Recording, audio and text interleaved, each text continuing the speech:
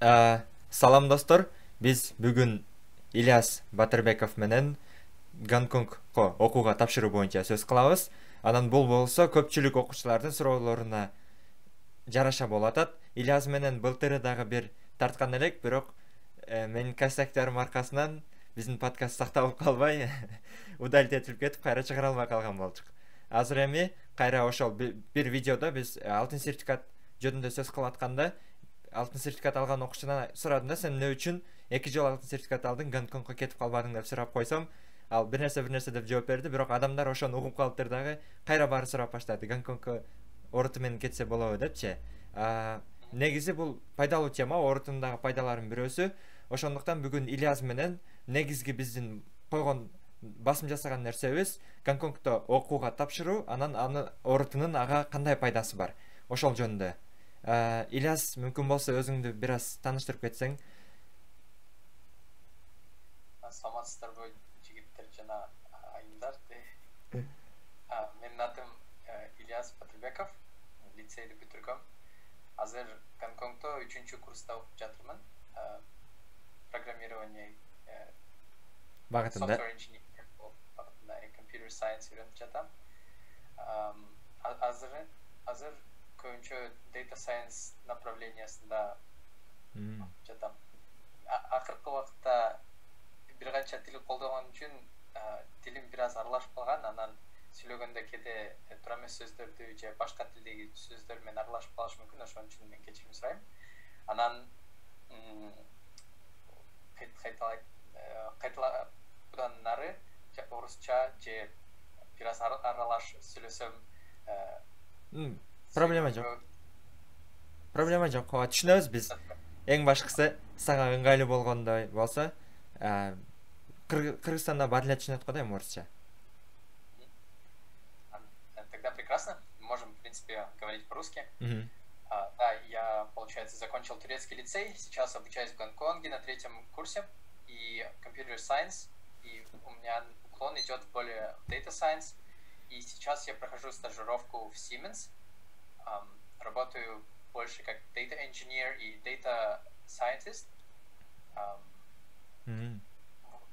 И да, я мог бы ответить на вопросы о подаче в Гонконг и работе в Гонконге, стажировке в Гонконге. Да. И была тема насчет ОРТ. Да, это правда. В Гонконг можно пройти с помощью ОРТ. Самое главное — это заинтересовать университет в себе. То есть вначале вам нужно заинтересовать университет в себе какими-то, не знаю, соревнованиями, может быть, это быть олимпиады или хорошие результаты TOEFL, или любые спортивные или extracurricular activities, неважно какие.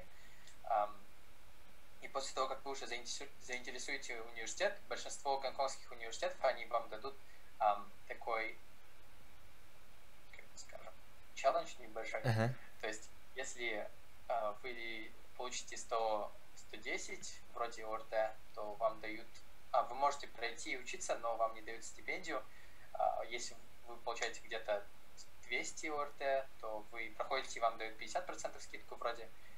И если там 215, что ли, что-то в этом духе ОРТ, то вам дают больше стипендию, больше. И чем выше ОРТ, тем выше будет стипендия. И мне кажется, в этом плане ОРТ один из самых крутых вещей, которые студент может, в принципе, сделать. Потому что ОРТ, он же все равно пишется после SAT, правильно? Да. Ну. Обычно SAT берут раньше, чем ОРТ. И полгода все равно нечего делать плотно. Калпылы отырған нортына бір нәрсе оқып қойса жақсы ма? Ортаға даярданып қойса. Так. Мен 110 менен дагы барса болот экен билбепмин. Жакшы экен. Контракты канча, мисалы, 110 менен барам десең? 110 менен барам десең, контрактын покрывать этет полностью. Анан бир аз стипендия берсе керек эле. Неме, азыр кандай точно билбейм, бирок мен тапшырып аткан убакытта 210дон ашса, анда топ scholarship берчү да. Ошондо университеттин полностью бардыгын покрываться этилет. анан тышында дагы 3000 гонконгский доллар берет да. Бул неме долларга кандай болот? Ошондо американский доллар менен 550 доллар болот. Бирок мындай американский доллар менен которгондо туура эмес болуп калат деп ойлойм да. Анткени бизде, например, 500 доллар стипендия алат или 700 доллар стипендия алат деп укканда неме деп ойлошот да, типа жакшы экен депчи. Бирок биякта неме кандай десем, биякта расходторду карата караш керек да. Анткени биякта бир аз расходтору да көбүрөөк болуп калат да. Ошондо мындай мен көбүнчө нан менен айтканды жакшы көрөм да. Мындай бир стипендия канча нан алам депчи. Ошондо биякта нандар примерно 15 гонконгский доллар турат да. Ошондо 200 нан 500 гонконгский доллар стипендия алсаңыз, анда ошого примерно 200-230 нан алса болот да. Кыргызстанда нан канча сом? Билбейм, канча 15 20 сом болушу керек эле. 20 сом деп кой. 200ді 20-га көбөйт. Математик. 4000. Же, кыска суроо мындай. Мен макул сен 210го жооп бердиң окшойт. Мисалы 210 балл алдым деп коелу. Мен ошол берген стипендиясы менен жашай аламынбы? Тамак ашма жеткизе аламынбы? Эптеп кыйнап. Кыйналбайсыз эле. Если сизге жатакана берген болсо, абиякта 1-2 жылда жатакана беришет, гарантированно беришет. Анда точно жетет да. Даже артып калат да. Көбү биринчи жылы макбуктарда болушат, ушундай нерселер болушат да. Все. Биз окугандан универден жакшыраак экен, себептен биз окуган университетте мисалы азыркы шарттар өзгөрүп кетти. Эми биздики 300 доллар стипендия, меники лично, бирок мындай араң жеткизесиң да. Расчет менен, план менен. Биз баштайбыз. Анткени 3-чү, анан 4-чү жылы стипендия, стипендия дейм да. Жатакана вообще бербейт да. Анан баштаган. Любой университет бербейт. Бул жерде квартира снимать этейин десеңиз, особенно азыр островдабыз да, островда снимать этсеңер, либо немеде снимать этсеңер, мындай шаардын орто жагында снимать этсеңер, анда кымбат эле болуп калат да, 1000 американский долларга чейин жетип калат да, бир комнатачы. Анан ошондо бир аз кыйын болуп калат да.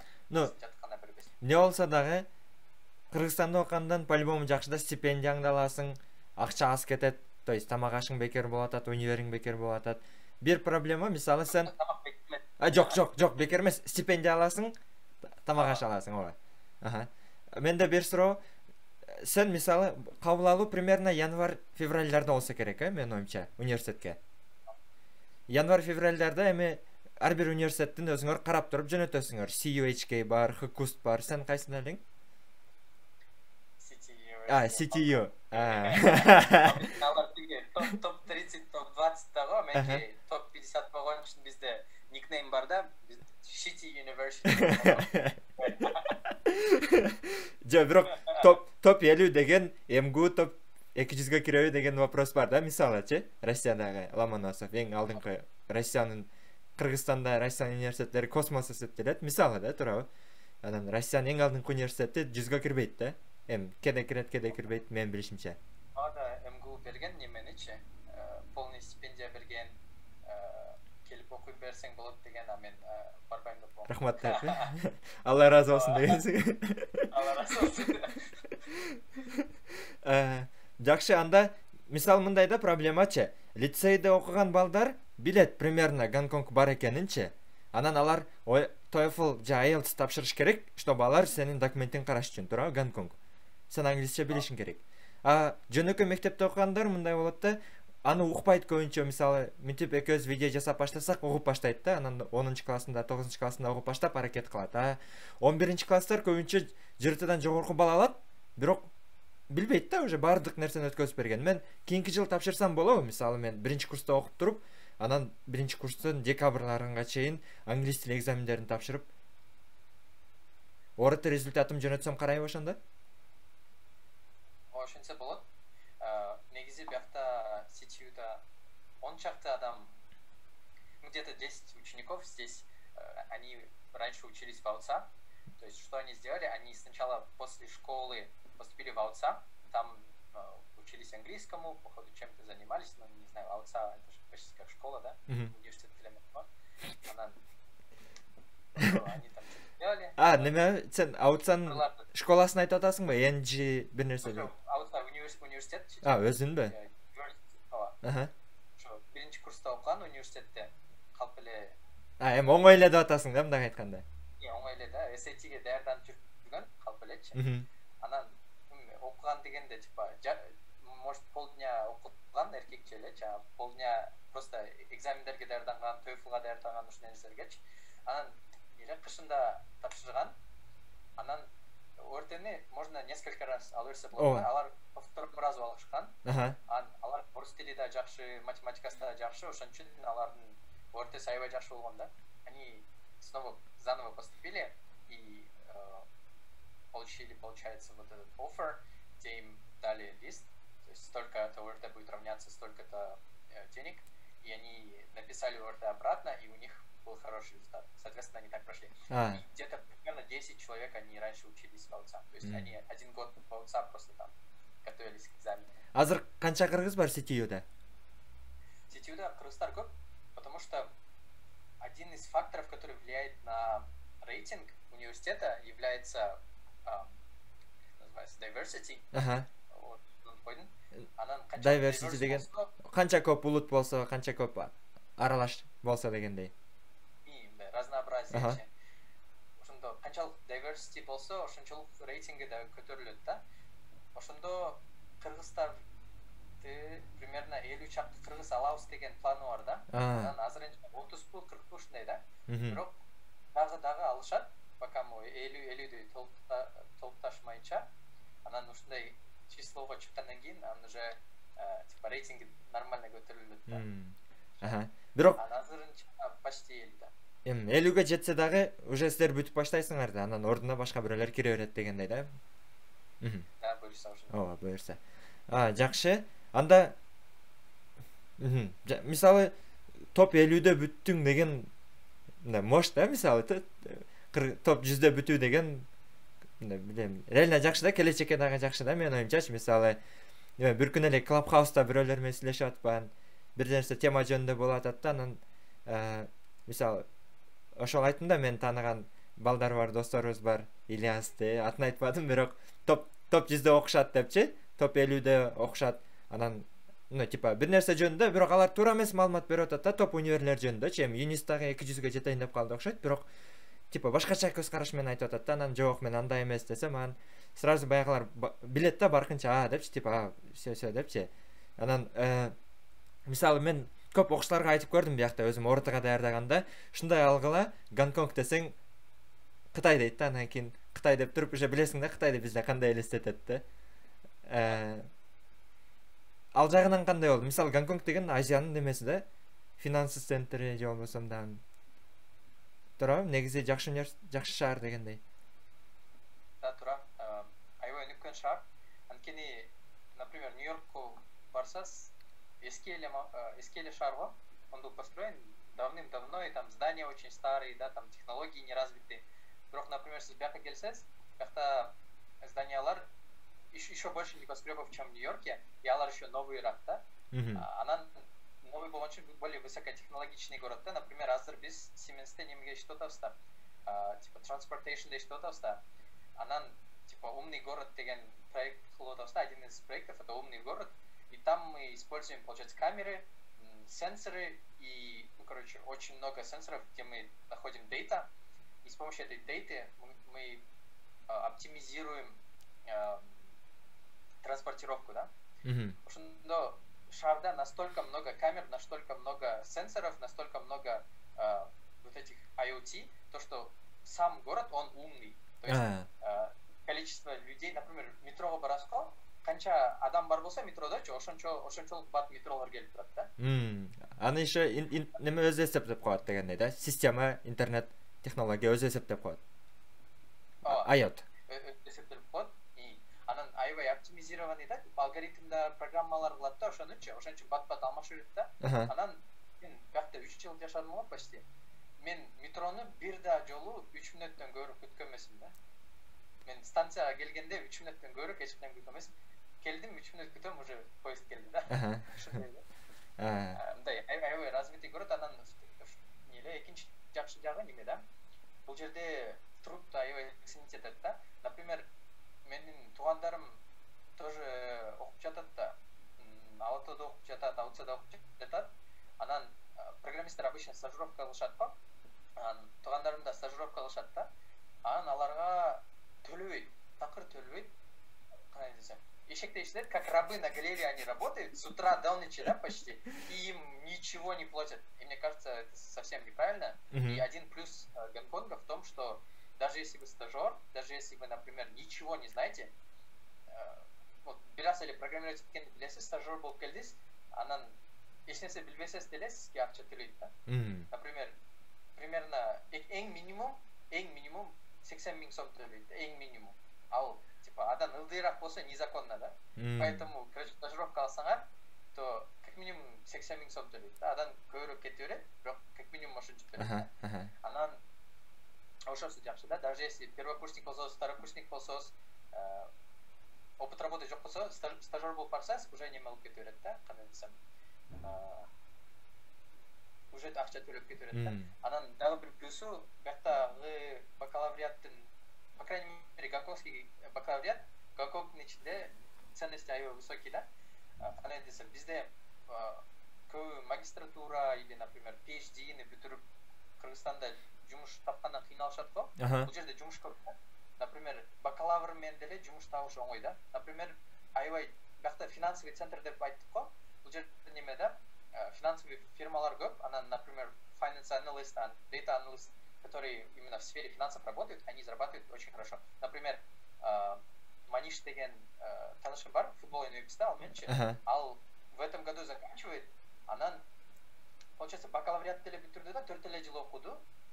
Уже канча 35 000 гонконгский доллар деген 350 000 сом табат да, иначе. То есть это магистратурасы жок, просто бакалавриат деле да. Получается, образование аябай ценится деле. Анан универ көп да тура, негизи, бирок мисалы, тем более силер топ болгондон силерди дагы жакшы тааныйт да. Университеттер, билбейм, Гонконгдун ичинде университеттер көп эмес. Көп эмеспи? Ончакты болсо керек, анын арасынан типа эң крутойлор неме, HKUST, HKU, анан CUHK. Андан кийинки экинчи уровеньде PolyU, CTU, дагы не, CTU да.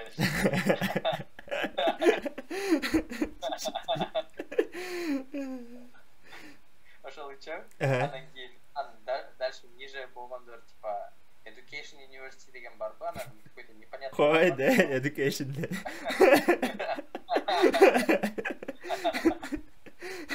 Типа немелерди окутат да, агайларды окутат да. Чындап. Ата Education анан башкалары стресс университети депчи. Типа бирас бар де. Анан ошолор бар. Анан если CCHK-ди бүтүрсөз, или, например, HKUST-ни бүтүрсөз, анда работодательдер сизди аябай ценить этет да. А если, например, CTU-ны да иштесеңиз, анда стажировкалар керек де. Бирок жакшы да, по-любомучу. Мисалы, мен байкайм да, Кореяда жүргөндө бир жолу ушундай болду. Сен менен жакшы эле сүйлөшүп жүрөт, кийин сен юнисте окуганыңды билгенден кийин баштайт да. О, сен акылдуу өткөнсүң го, сен юнисте окуйт экенсиң го, бул деген топ универде деп мындай. Кача сен окшош эле адамсың да, ага чейин дагы, андан кийин дагычы. Ошон үчүн мен мындай каалайм да, биздин окуучулар ушундай тапшырсын депчи, жакшы универлерге неме кылсын депчи. Баары бир пайдасы тиет. Анан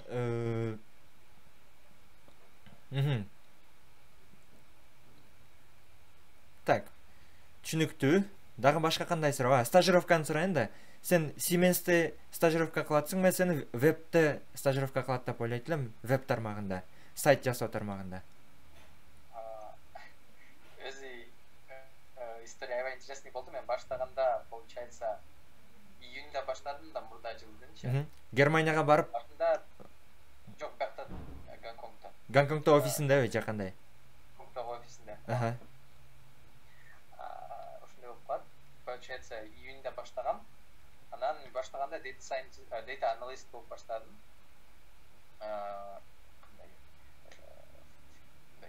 Жөнөкөй эле data analyst жумуштарын кылдым. Datаны тазалап, Excel'den керек эмес нерсени удалить этип деген сыяктуу.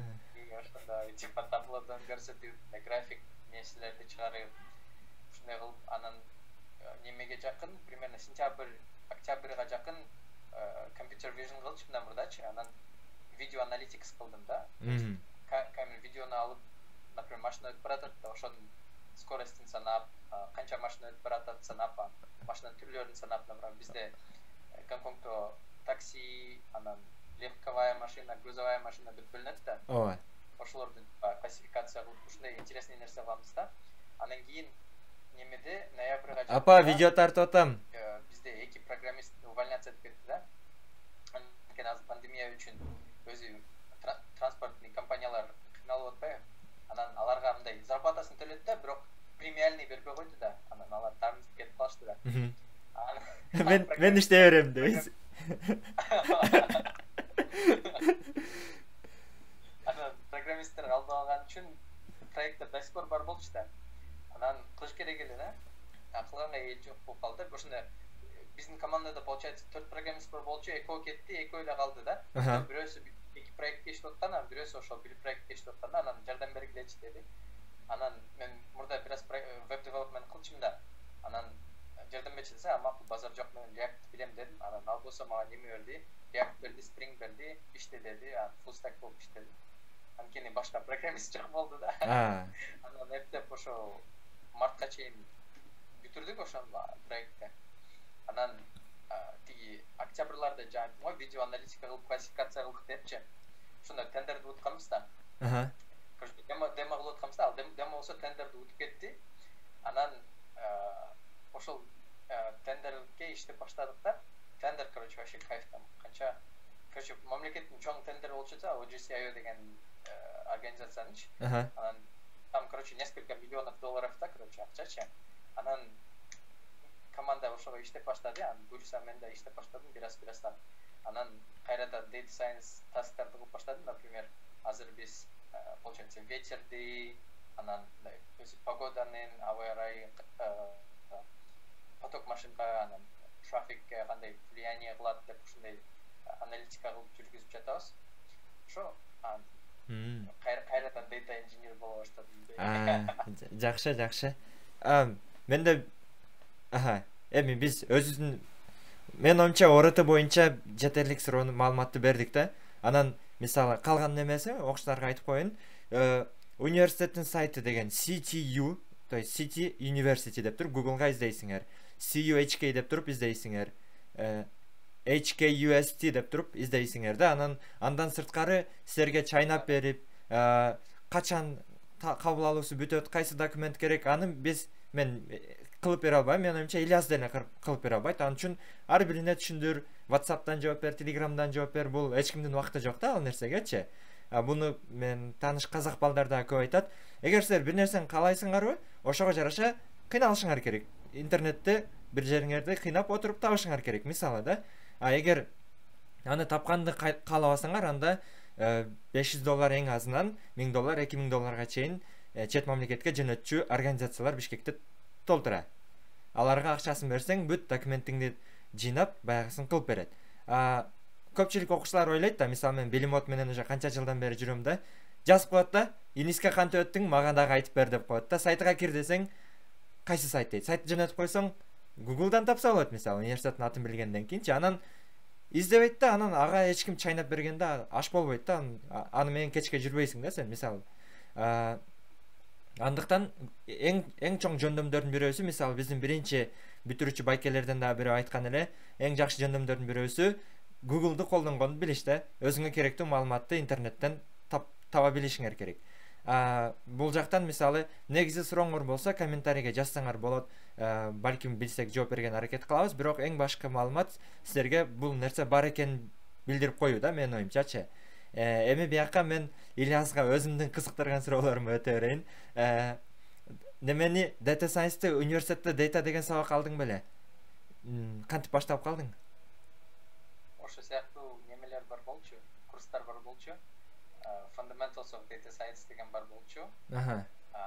Адан тышкары мен да бир research project кирип кеткем да. Лапкага. Колдонуп. Ошондо лапкада иштегем, бираз билет элем да, өзүм үйрөнүпчү. Анан Coursera да курс бар, machine learning дегенчи. Ошо Coursera курс аябай интересный да. Пайди көп деле убакыт кетпейт, нормально эле үйрөтөт да. Короче, ошону окугам, анан бираз кичинекей проекттерим бар эле. Анан Computer Vision деген курс алып алгам. Бир оюн жасаганбыз да, Space Invaders барбы? Типа бакта неме мындай самолет учуп турат, анан жакта типа ар нерсе чет атып турасың.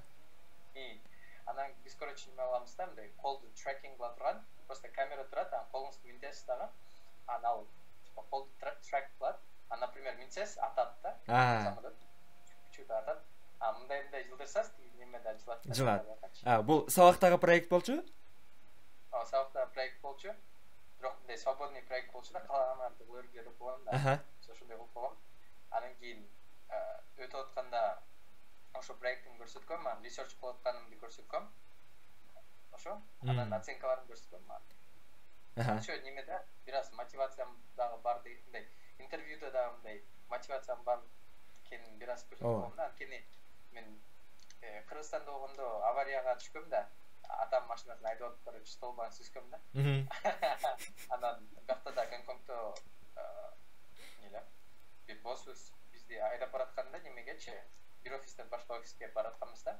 Бирок жамыр жауып аткан, анан бизди аркабыздагы машина токтоно албай бизди сүзүп кеткен да. Деде болгондо ошон үчүн мен неме деп ойлогом, неме деп айтканда мен аябай мотивированныймын, чтобы транспорт бул безопасный. Бул менин жүрөгүмдө деппи? Ооба, негизи бул дагы жакшы нерсе да, мындай мотивацияга карайт да. Мисалы азыр силер Гонконгко тапшырам дегенде 220 алдым деп эле жөнөтүп койсоңор, силерди ала бербейт да. Бул силердин алган балыңар башка нерсе, силердин эмне үчүн тапшырып атасыңар, мотивационный письмоңор, эссеңерде ошолорчу. Баары булар маанилүү да, интервьюлар мисалы балким боло турган болсо, кээ бир университетте бар, кээ биринде жок да. Мен дагы мисалы лабораторияларга тапшырып атканда стажировкага, биринчи курста мисалы мен чындап неме билбейт деп ойлойт да. Хотя биз олимпиадага даярданып жүрдүк, бирок химияны билбейт деп ойлойт да. Сен биринчи курстун фрешменсиң депчи. Анан лабкага интервьюга барсам, проф бир-эки нерсени сурады да. Атын билесиңби дейт, Mycel дерди. Mycel деп коет го. Башы хайдрофил, аягы хайдрофоб дагы тоголок неме түзүп калат го. Самындар особенно.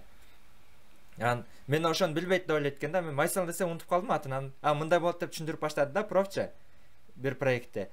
Все билем да, мына башы хайдрофил, бияғы хайдрофоб, анан булар мындай чөрөдө мындай болот десем, все да билет экенсиң депчи. Анан ашыкча эч нерсе сураган жок.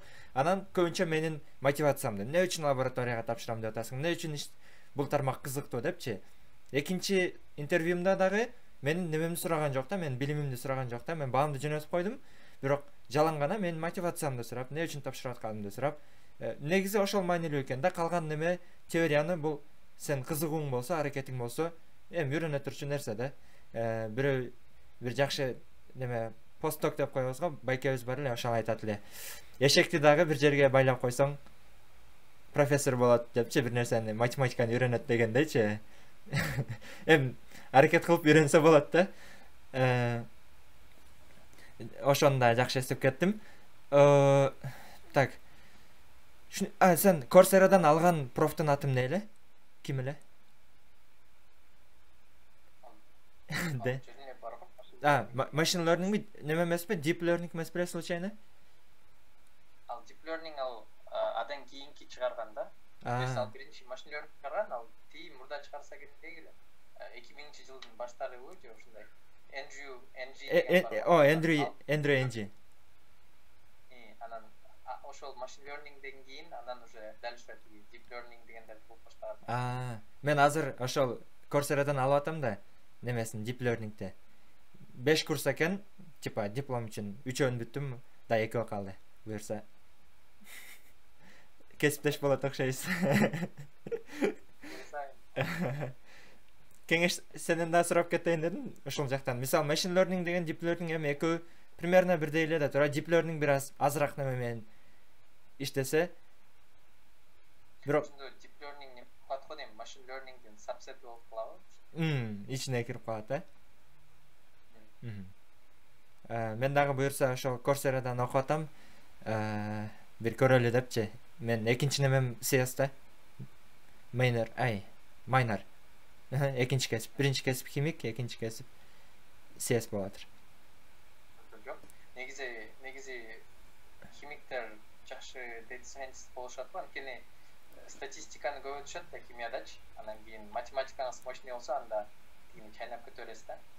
Неме болсо, жалаң программирование окупкан математикаңыз слабый болсо, data scientist болгон кыйын болот да, кийин чайнаган типа тиштериң слабый болот да. Математикаң кыйнала бересиң. Сорып.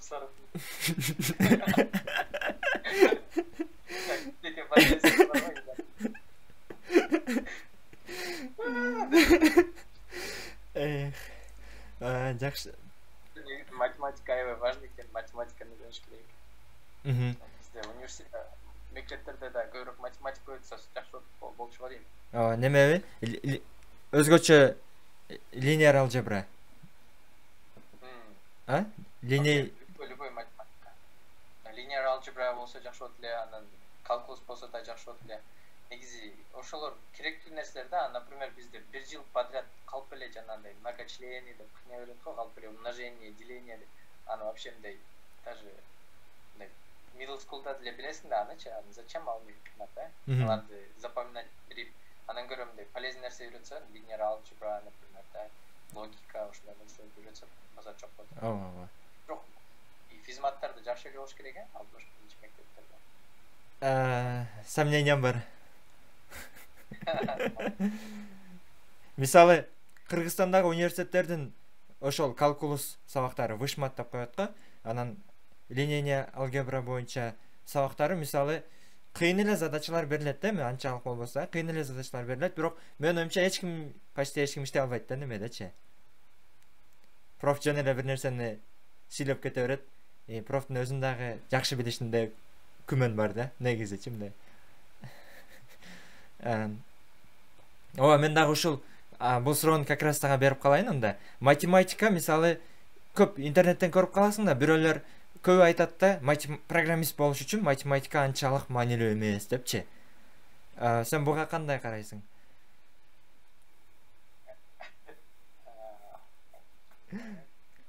Ал инструментта, например, там курайын десең, кандай десем, арандай инструменттер керек да, молоток керек, там пила керек, арандай нерселер керек да. Например, если я буду только забивать гвозди десең, анда сага молоток менен гвоздиден башка эч нерсе керек жок да.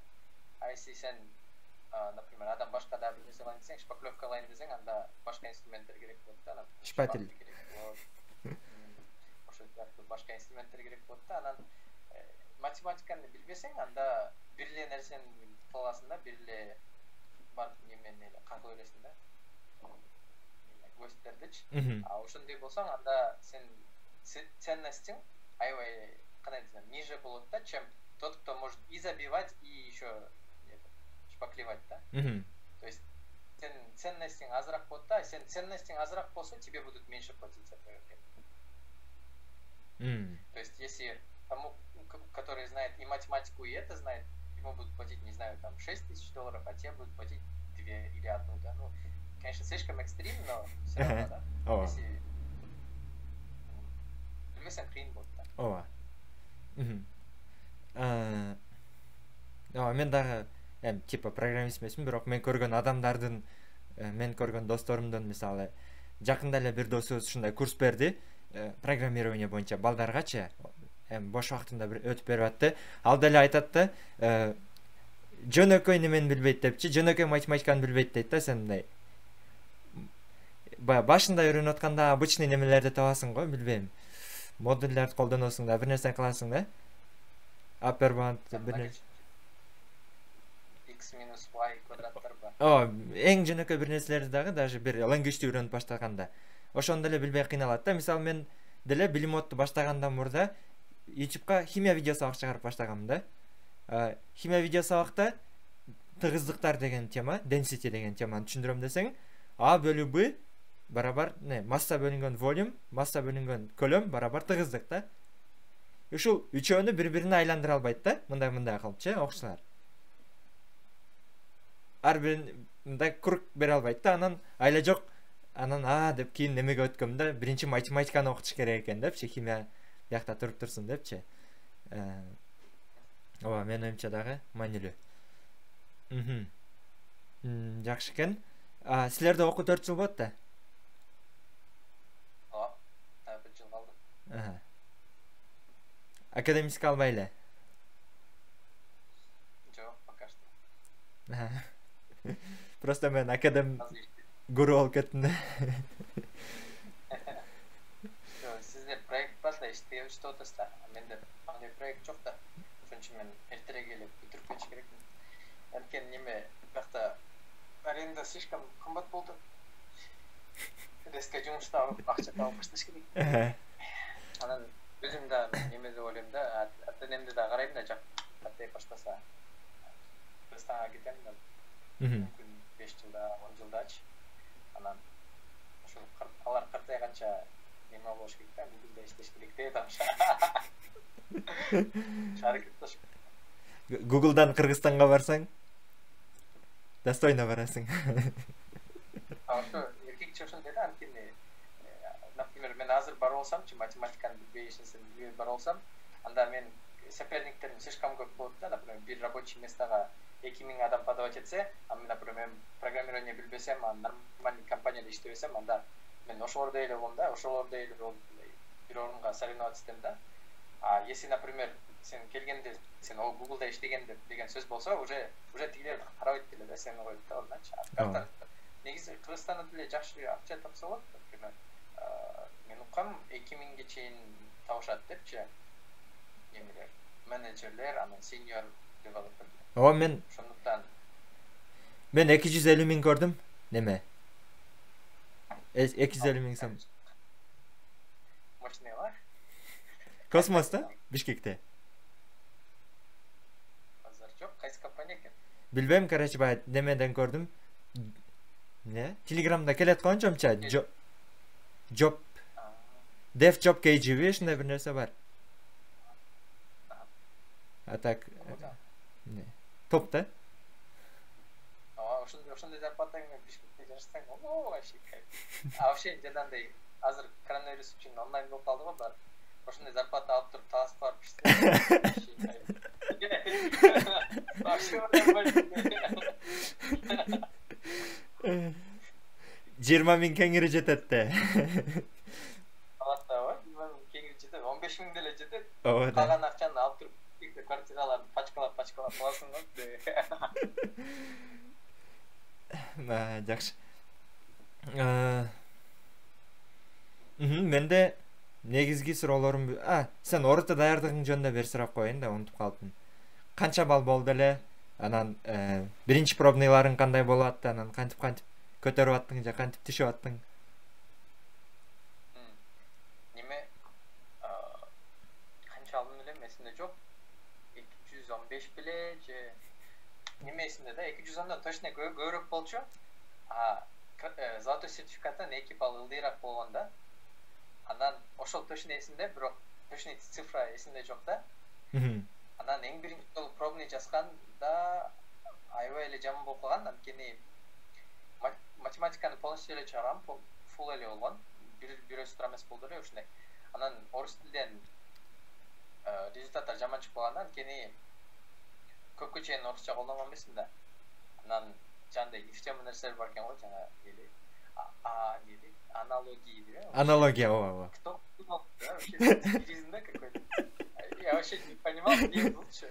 Анан биринчи жолу жазганда вообще жаман болду да, орус тилден 4төн 1-ни алдым болуш керек балдынчы. Мен дагы аналогия сенде болгон да. Биринчи жолу көрүп атам, пробныйга кирип атам. Бул не дейсиң мындайтык депчи. Правильный ответти кайсы? Ооба. Стрелкаларды кийип ошо түшүндүм. Ошо анан аябай жаман болуп алгам. Анан аналогияларды негизи неме экен да, тиги агайлар менен сүйлөшүп берсең түшүнүп каласың окшойт, алардын өзүнүн мышлениясы бар окшойт. Алардын мышлениясын копировать этип алсаң, типа алар кантип ойлонсо, сен ошондой ойлонсоң, анда окшош эле чыга берет экен да. Аналогиялардан результат көтөрүлүп кетти. Ал мындай эң оңой көтөрүлүш ошол экен. Анан бир ошибка, эки ошибка болот да аналогияданчы. Анан эң кыйын получается неме болду? Грамматика да. Ошо бир китеп бар. Койдум, короче, ОРТга даярданган компас беле.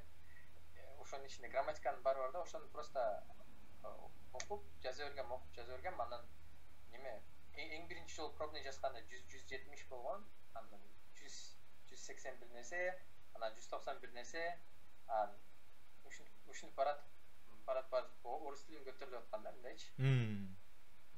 Ага. Немече? Чтение, понимание, окуп түшүнүү.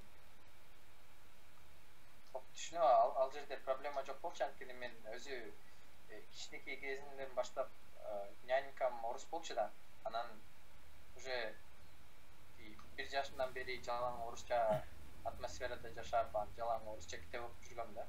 Ошондуктан проблема эмес болчу да. Ал балдарды спокойно эле алгам да. Немече? Мисалы, орусча билген, түшүнгөн башка, анан жооп берген башка да, мисалы. Окуп түшүнүүнүн суроолоруначы. Себеп дегенде ал жакта аз да болсо критикалык неме керек да, ой жүгүртүү керек дегендейчи. Анан тексттер менен возможно практика керек экен, бирөөгө керек эмес дегендей. Сен мисалы мага лично мен SAT-ге даярдангандагы critical reading деги окуп түшүнүүгө, SAT-ге окуп түшүнүүгө даярдагым орутун окуп түшүнүүсүнө жардам берди да. Бирок менден жакшы кылган, SAT-ден жакшы кылган балдар толтура critical readingденчи. Бирок менин кыргызчам бир аз жакшыраак болчу окшойт да, мисалы кыргыз тил китептер, кыргызча китептерди окуганым, яна удача бар, бүт нерсе коштат да. Мен оюмчачы. Сен SAT-ге даярдандыңбы? Даярдангам. Бирок SAT-им жаман болгон де. Окшош.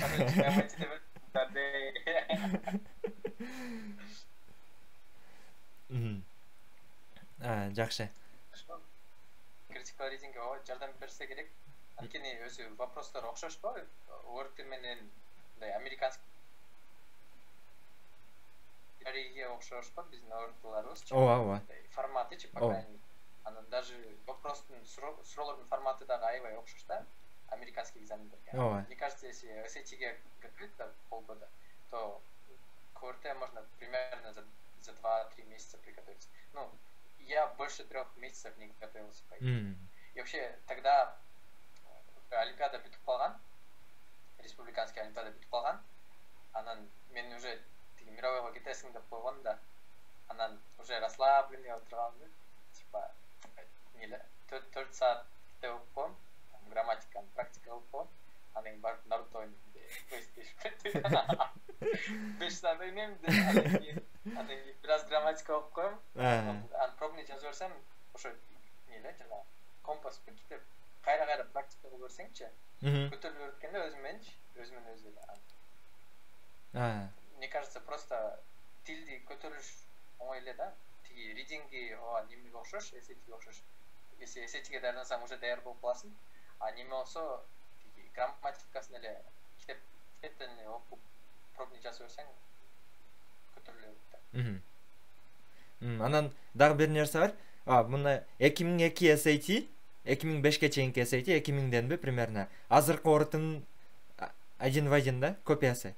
2002 жылы 2005ке чейин SAT-де аналогия бар болчу, сүйлөм толуктоо бар болчу, математикадан АБ колонка бар болчу. Кыскасы, орото 2002 түзүлгөн. Ошол убакта SAT кандай болсо, ошол структураны эч жерине өзгөртпөй алып келип Кыргызстанга орнотуп берген да. Андан бери SAT 2 жолу өзгөрдү, 2005-те, 2016-да, 17-де.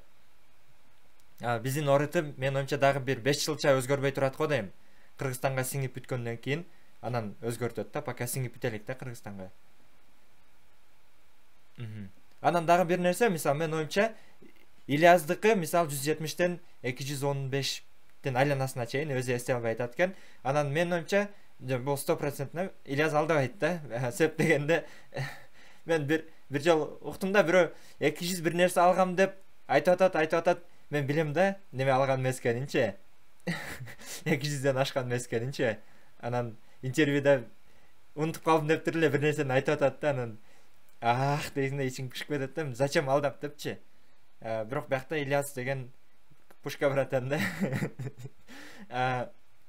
Ильястыкындай бат көтөрүшүңөр кыйын менин оюмча оорутуңарды.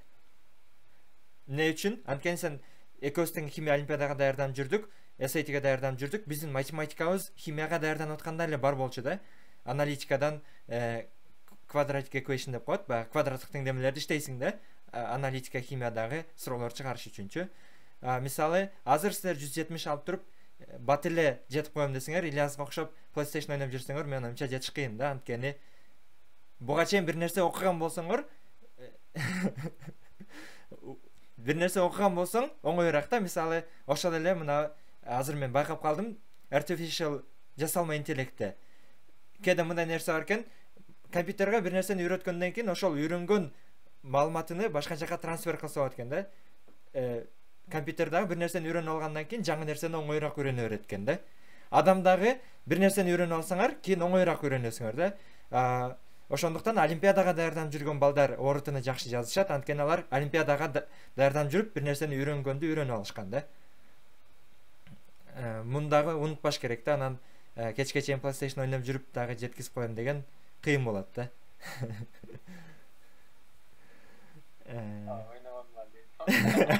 Жаман болот дебейсиңби?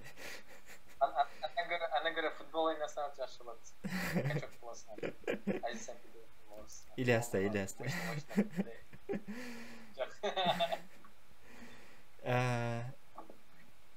Все, анда 45 минуттан өттү окшойт биздин неме. 50 минутка жете элек го дейм.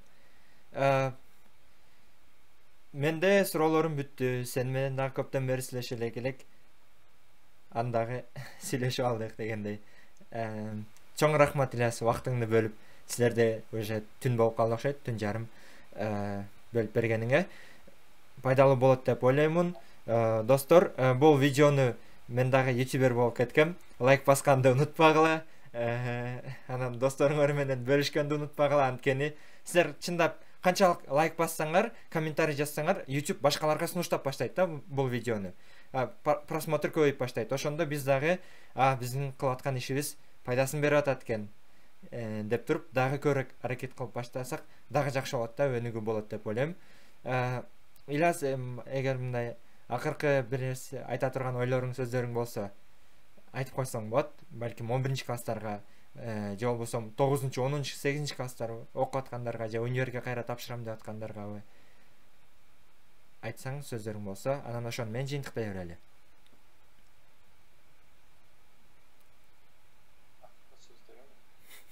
Как будто перед расстрелом, да?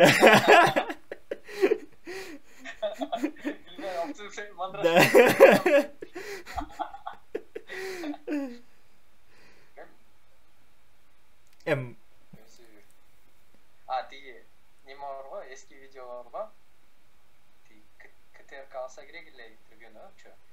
Сенден бе? 2017 Олимпиада башканда. 2017 жылы Олимпиадада ошо КТРК сурады эле интервью кылган. Мен неме деп айттым да? Неме. На первом месте должна быть цель, ее достижение. Игра в футбол девочки должны быть на втором плане. Ушинтип айткам да? Анан азыр деле ошентип ойлойм да. Если ой максатыңарды астыга койсоңор, анда ал ой максатка жеткен оңоюраак болот деп ойлойм. Анан PlayStation ойногондун астына койсоңор, анда вообще как Чоң рахмат Ильяс, анда. Биз ушун менен жыйынтыктай берели.